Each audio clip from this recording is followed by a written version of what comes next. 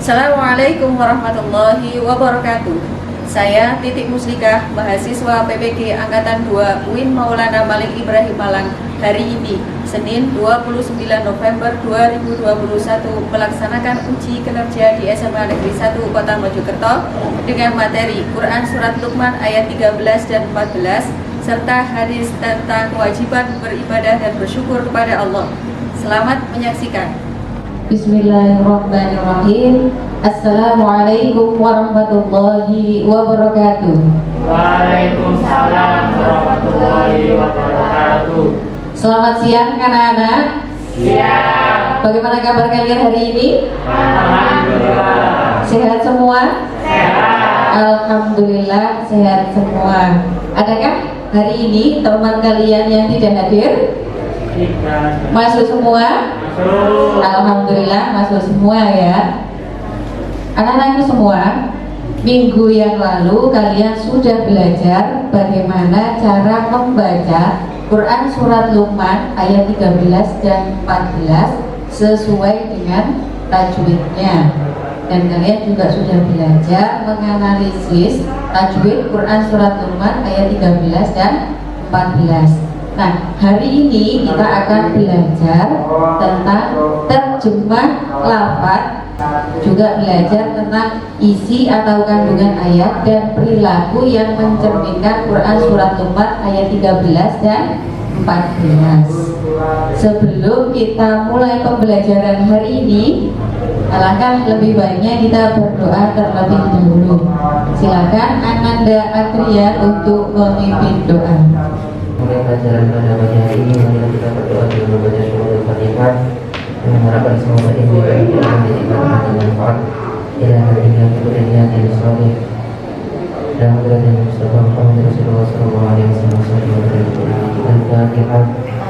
Bismillahirrahmanirrahim. Iya.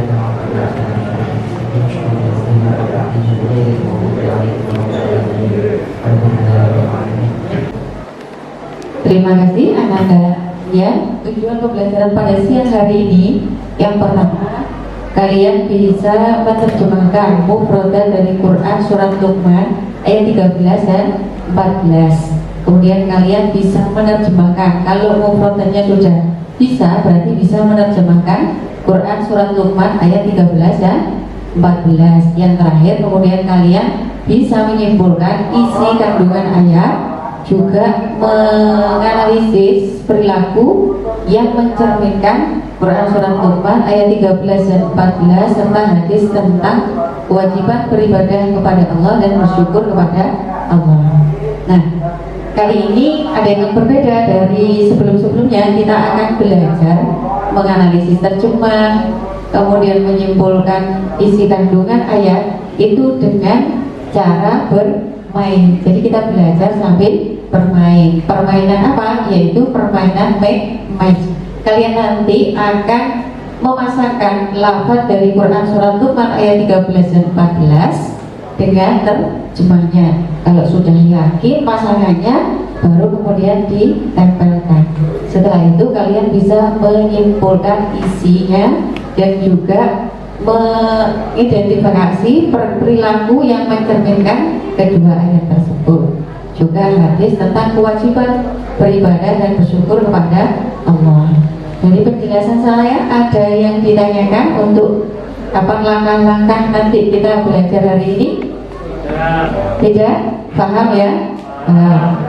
Nah, silakan kita bentuk kelompoknya menjadi 3 kelompok ya. Kelompok yang pertama, kelompoknya Adrian. Kelompok yang kedua, kelompoknya Yogi, dan kelompok yang ketiga, kelompoknya Aditya. Ya, silakan duduk dengan kelompoknya masing-masing. Monggo.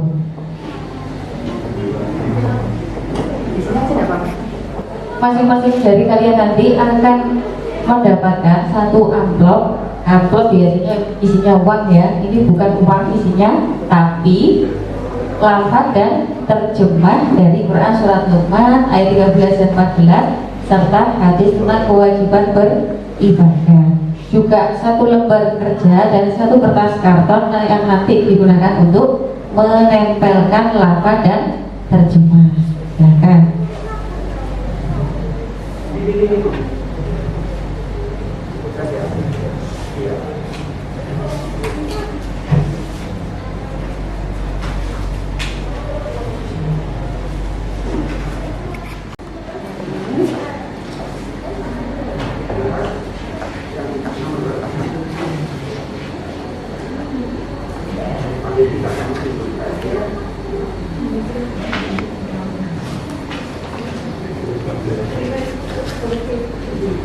Silakan dibuka amplopnya, diamati, dicermati, kemudian disusun bersama.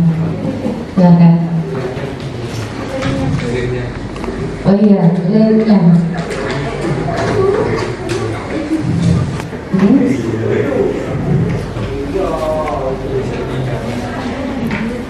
Ya, disusunannya nanti dari itu masih.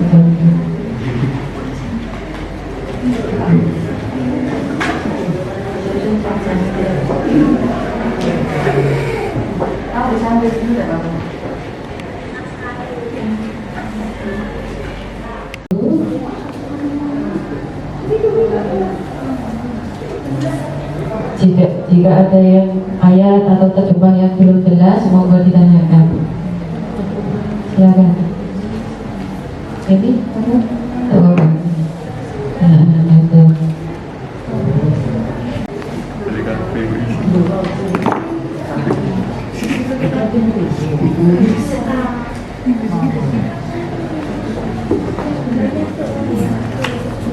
Satu lagi.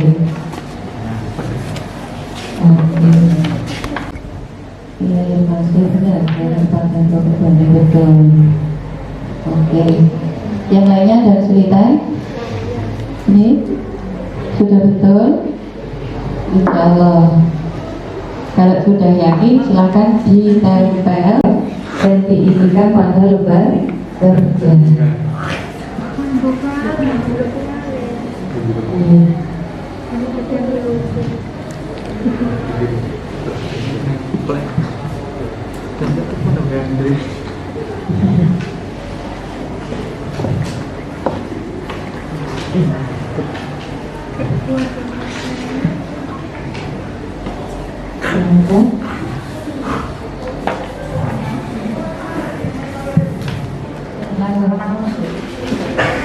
Iya, ada apa?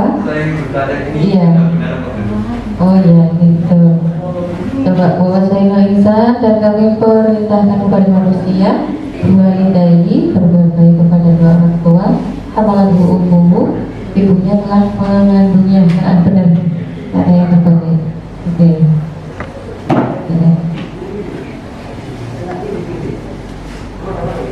Sudah cukup? Sudah selesai semua ya? Sudah, oke. Sekarang tinggal presentasinya.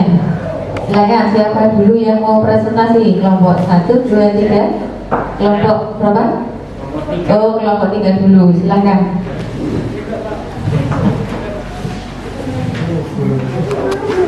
Silakan kelompok 3. Assalamualaikum warahmatullahi wabarakatuh. Waalaikumsalam warahmatullahi wabarakatuh. Kami di sini dari kelompok 3 akan mempresentasikan hasil kerja kami. Di sini saya akan membacakan lafal dan terjemahnya. Wa id qala Luqman, dan ingatlah ketika Luqman berkata li ibnihi kepada anaknya, wa huwa ya'iduhu, di waktu dia memberi pelajaran kepadanya, ya bunayya, wahai anakku, la tusyrik billah, janganlah kamu mempersekutukan Allah, inna syirka, sesungguhnya mempersekutukan Allah, ladumul adim, adalah benar-benar kezaliman yang besar. Isi kandungannya, perintahkan kepada anaknya untuk tidak menyekutukan Allah. 2. Menyampaikan kepada anaknya untuk berbakti kepada orang tua. 3. Pesan untuk tidak mengikuti kedua orang tua jika kedua orang tua menyuruh untuk menyekutukan Allah. Yang keempat, Allah akan membalas semua perbuatan manusia walau hanya sebiji sawi. 5. Perintah mendirikan sholat. Yang keenam, perintah amar ma'ruf nahi mungkar. Perilaku yang mencerminkan Quran Surat Luqman ayat 13. 1. Parenting ala Luqman al-Hakim. 2. Larangan syirik. 3. Birrul walidain. Keempat, mengingatkan bahwa hanya kepada Allah lah kita semua akan kembali. Dari penjelasan kami, apakah ada pertanyaan? Silakan, kelompok 1 dan 2 ada pertanyaan, monggo. Dari kelompok Saya ingin tanya, 2. kenapa kita tidak boleh mempersekutukan Allah?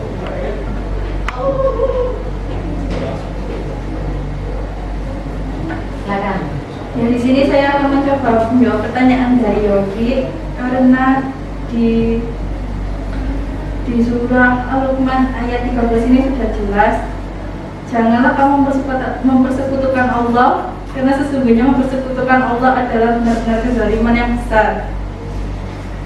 Gimana? Jeki? Jawabannya? Ya, sudah. Ya? Oke, terima kasih untuk kelompok 3. Beri aplaus kelompok 3. Terima kasih dari kelompok kami. Wassalamualaikum warahmatullahi wabarakatuh. Waalaikumsalam warahmatullahi wabarakatuh. Beri aplaus untuk kelompok 3.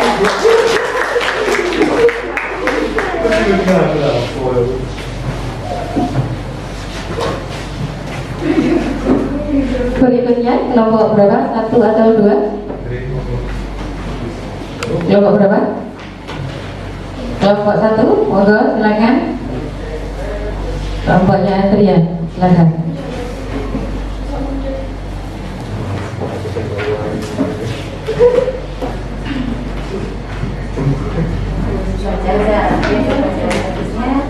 Yang kedua baca isi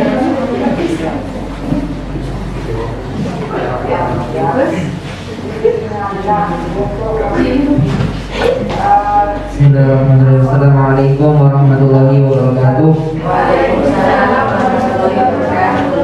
Kami dari kelompok 1 akan mempresentasikan hasil diskusi kami mengenai hadis tentang al-ma'ruf nahi munkar. Bismillahirrahmanirrahim. Man ra'a minkum, barang siapa di antara kalian mengungkapkan melihat sesuatu kemungkaran, falyughayyirhu, maka hendaklah mengubah dengan tangannya. Fa illam yastati', dan jika tidak mampu, bilisani, maka dengan lisannya. Fa illam yastati', dan jika tidak mampu, biqalbihi, maka dengan hatinya. Wa dzalika, yang sedemikian itu adalah ad'aful iman, selemah-lemahnya iman. Selebihnya mengenai makna isi kandungan dan perilaku yang mencerminkan akan dibahas oleh rekan saya.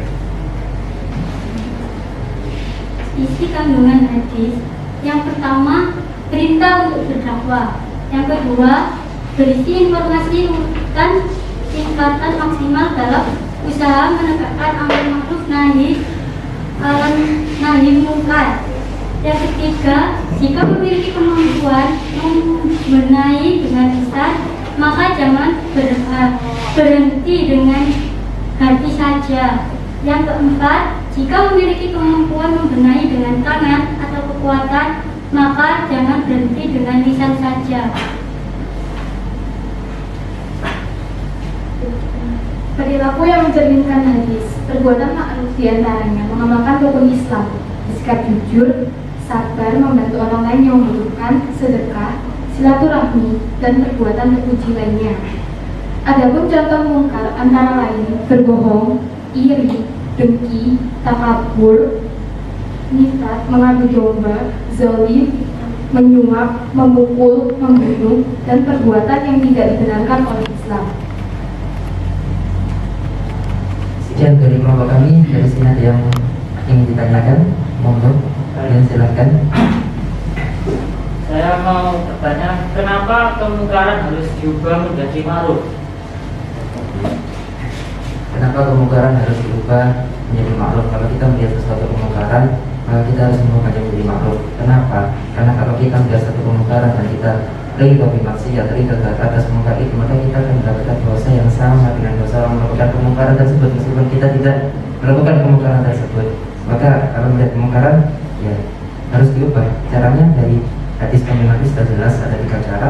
Kalau tidak dengan kekuasaan, ya dengan lisannya. Kalau tidak dengan lisannya, ya dengan hatinya. Demikian. Ada yang ditanyakan lagi? Sudah jelas?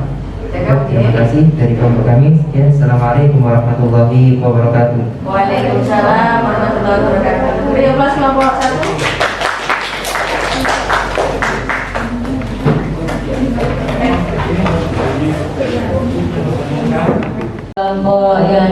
terakhir yang belum maju adalah kelompok 2. Silakan kelompoknya Ananda Yogi.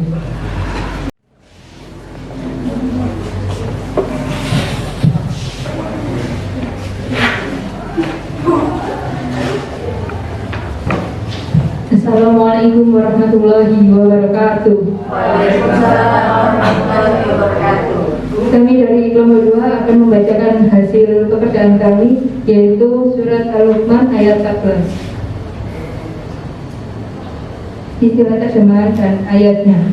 Bahwa suina insana, dan kami perintahkan kepada manusia biwalidai, berbuat baik kepada kedua orang ibu bapaknya.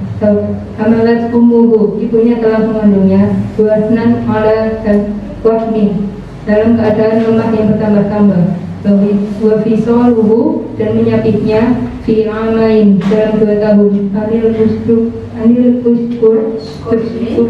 Anil muskuri, bersyukurlah kepadaku, wali-walidai, dan kepada 2 orang ibu bapakmu. Ilaiyal masir, hanya kepada pula kembalimu.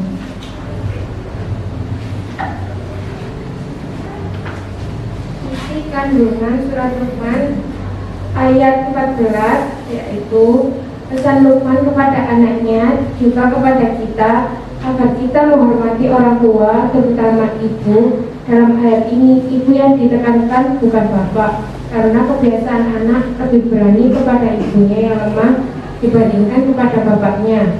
Padahal jasa ibunya tidak kalah besar dibandingkan dengan jasa bapaknya. Perilaku yang mencerminkan surat Luqman ayat 13-14, lalu menghormati dan memuliakan orang tua, lalu bersyukur dan tidak mengeluh, mematuhi perintah orang tua yang sesuai syariat agama. Sekian presentasi dari kelompok kami. Ada yang dipertanyakan? Silakan kelompok 1 dan kelompok 3 ada pertanyaan, monggo.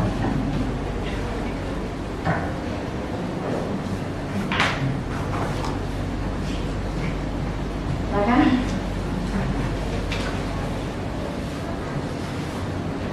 Silakan kelompok 1 dan kelompok 3 ada pertanyaan? Cukup? Cukup? Oke, terima kasih. Kelompok 2. Sekian dari kami. Wassalamualaikum warahmatullahi wabarakatuh. Waalaikumsalam warahmatullahi wabarakatuh. Beri aplaus kelompok 2.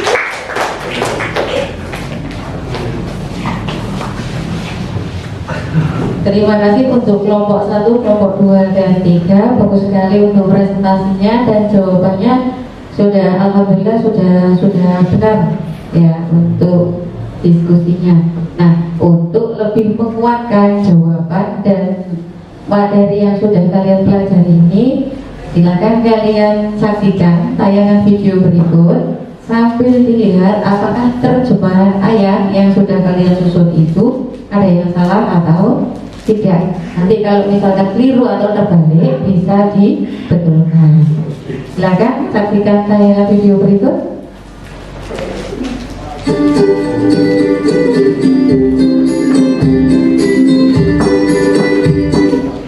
Assalamualaikum warahmatullahi wabarakatuh. Selamat siang anak-anak. Bagaimana kabar kalian hari ini?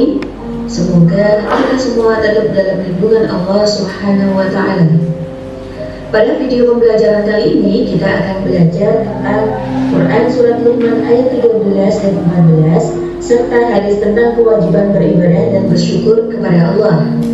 Untuk lebih jelasnya, silahkan kalian saksikan tayangan berikut ini. Tujuan pembelajaran pada siang hari ini yang pertama, kalian bisa mengidentifikasi mufradat Quran Surat Luqman ayat 13-14 dan hadis tentang kewajiban beribadah dan bersyukur kepada Allah. Kedua, kalian bisa menerjemahkan Quran Surat Luqman ayat 13-14 dan hadis tentang kewajiban beribadah dan bersyukur kepada Allah. Ketiga, kalian bisa menyimpulkan isi kandungan Quran Surat Luqman ayat 13-14 dan hadis tentang kewajiban beribadah dan bersyukur kepada Allah. Pembahasan yang pertama yaitu Quran Surat Luqman ayat 13. Bismillahirrahmanirrahim. Wa idh qala Luqmanu, dan ingatlah ketika Luqman berkata, libnihi kepada anaknya, wa huwa ya'dhu di waktu dia memberi pelajaran kepadanya. Ya bunayya, wahai anakku, la tusyrik billah, janganlah kamu mempersekutukan Allah. Inna syirka, sesungguhnya mempersekutukan Allah, la dzulmun adzim, adalah benar-benar kezaliman yang besar. Berikutnya Quran Surah Luqman ayat 15. Bismillahirrahmanirrahim. Wa wassayna insana, dan kami perintahkan kepada manusia biwalidayhi, berbuat baik kepada dua orang ibu bapaknya. Hamalathu ummuhu, ibunya telah mengandungnya, wahnan ala wahnin, dalam keadaan lemah yang bertambah-tambah, wa fisaluhu, dan menyapihnya, fi amaini, dalam 2 tahun. Anishkurli, bersyukurlah kepadaku, wal walidaika, dan kepada 2 orang ibu bapakmu, ilayyal masyir, hanya kepadakulah kembalimu. Adapun isi Quran Surat Luqman ayat 13 adalah kita diperintahkan menyembah hanya kepada Allah, dan kita dilarang menyekutukannya dengan sesuatu apapun. Kenapa demikian? Karena menyekutukan Allah atau perbuatan syirik itu termasuk bentuk kezaliman yang terbesar. Berikutnya isi Quran Surat Luqman ayat 14, yaitu kita diperintahkan untuk berbuat baik kepada kedua orang tua, terutama ibu. Kenapa demikian? Karena ibu telah mengandung dalam keadaan lemah, dan semakin lama semakin bertambah lemah. Ibu juga menyusui selama 2 tahun. Karena itu kita sudah sepantasnya untuk bersyukur kepada Allah dan berterima kasih kepada kedua orang tua kita. Selanjutnya hadis tentang kewajiban beribadah, yaitu dengan cara amar ma'ruf nahi munkar. Bismillahirrahmanirrahim. Man ra'a minkum, barang siapa di antara kalian melihat mungkaran, sesuatu kemungkaran, falyughayyirhu, maka hendaklah mengubahnya dengan tangannya. Fa in lam yastati', dan jika tidak mampu, fa bilisanihi, maka dengan lisannya. Fa in lam yastati', dan jika tidak mampu, fa biqalbihi, maka dengan hatinya. Wa dzalika, yang demikian itu, al-'aful iman, selemah-lemahnya iman. Adapun isi hadis tersebut adalah kita diperintahkan untuk berdakwah dengan cara amar ma'ruf nahi munkar. Tahapannya yang pertama, kita mengubah dengan tangan, yaitu dengan kekuasaan yang kita miliki. Apabila tidak mampu, kita bisa melakukannya dengan lisan, yaitu dakwah bilisan atau nasihat lisan. Apabila tidak mampu lagi, kita bisa mengubahnya dengan hati, yaitu kita mengingkari dalam hati bahwa yang mungkar tetaplah mungkar, dan terus berdoa kepada Allah agar kondisi kemungkaran segera berubah menjadi ma'ruf. Tahapan yang terakhir ini dipandang sebagai indikator iman yang paling lemah. Selanjutnya, perilaku yang mencerminkan Quran Surat Luqman ayat 13 dan 14. Di antaranya, menyembah hanya kepada Allah, melaksanakan sholat tepat waktu, meminta pertolongan hanya kepada Allah, menghormati kedua orang tua, menyayangi dan tidak menyakiti hati orang tua. Selanjutnya, perilaku yang mencerminkan hadis tentang amar ma'ruf nahi munkar. Yang pertama, mengingatkan teman agar tidak melakukan kesalahan. Kedua, saling menasihati. Yang ketiga, saling mengingatkan untuk berbuat kebaikan. Keempat, mau mendengarkan nasihat. Dan terakhir, saling mendoakan.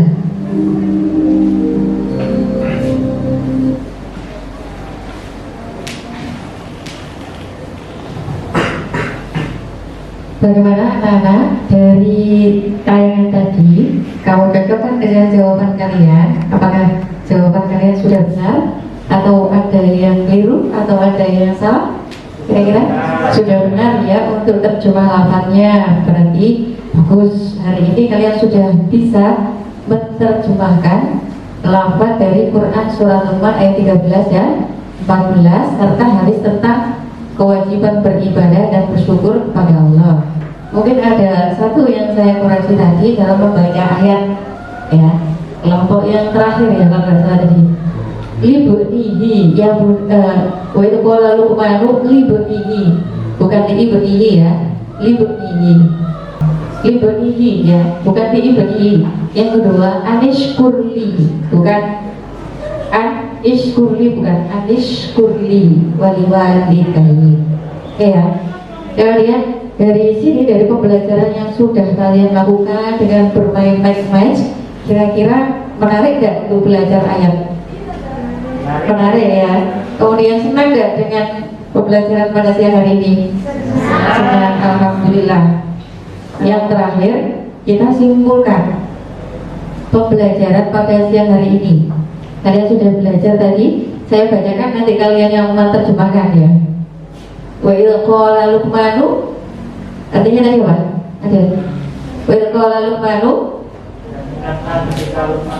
dan ingatlah ketika Luqman berkata libunihi, kepada anaknya, ya bunaya, wahai anakku, la tusyrik billah, jangan menyekutukan Allah. Nah, inna syirka, sesungguhnya menyekutukan Allah, la dzulmun adzim, kedoliman yang besar. Isinya ayat adalah kita dilarang menyekutukan Allah. Berarti kita harus menyembah hanya kepada Allah, meminta pertolongan, minta jodoh, rezeki, mintalah kepada Allah, jangan pada yang lain. Kemudian wa wassaynal insan, kami perintahkan kepada manusia biwalidayhi, berbuat baik kepada orang tuanya. Hamalat ummuhu, ibunya telah mengandungnya, wahnan ala wahnin, dalam keadaan lemah, wa fisaluhu fi amain, dan menyapinya berapa? Dalam 2 tahun. Jadi perintah menyapi 2 tahun itu ada di dalam Al-Quran. Dari segi kesehatan, dari segi kedokteran juga banyak sekali manfaatnya. Kemudian anishkurli wali walidayk, bersyukurlah kepada dan kepada. Jadi yang berikutnya isinya adalah perintah berbuat baik kepada orang tua. Yang ketiga, perintah bersyukur kepada Allah dan berterima kasih kepada kedua orang tua yang telah melahirkan, mengasuh dan membesarkan kita. Kemudian terakhir hadis amar ma'ruf nahi munkar. Jadi kita dalam berdakwah ya ada 3 tahapan. Pertama apa tahapannya? Dengan tangan. Maksudnya tangan itu dengan kekuasaan yang kita miliki. Kalau posisi kita jadi Pak Lurah, kita bisa menggunakan apa? Jabatan kita sebagai Pak Lurah untuk melakukan amar ma'ruf nahi munkar kepada RT-nya, RW-nya, para warganya ya.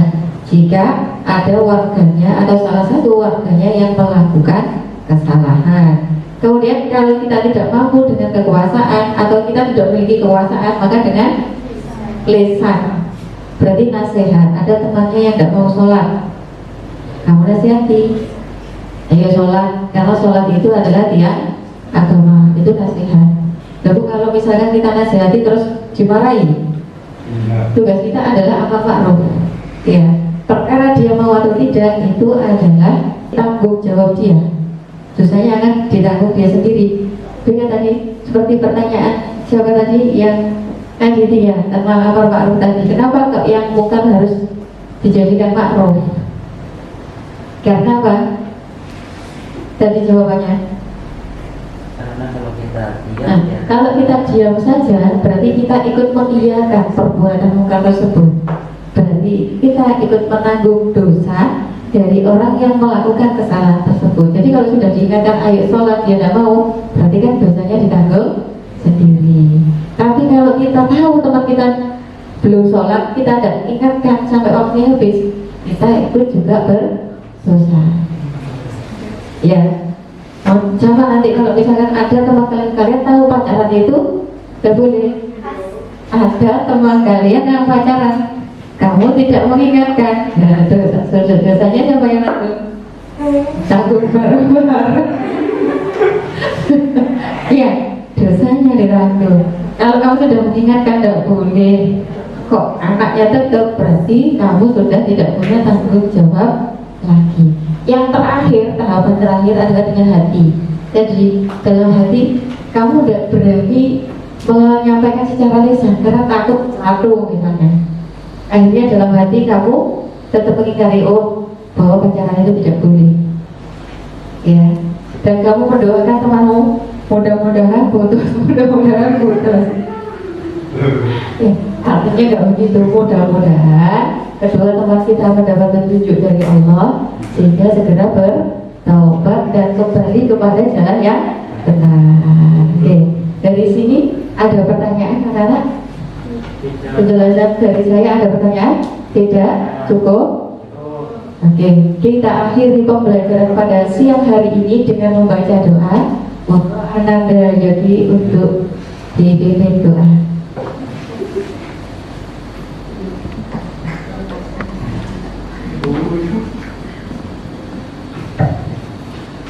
Setelah melakukan pembelajaran hari ini, alangkah baiknya kita berdoa terlebih dulu agar kita diberi ilmu yang bermanfaat dan selamat sampai di rumah.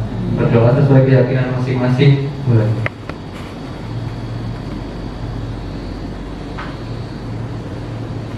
Selesai.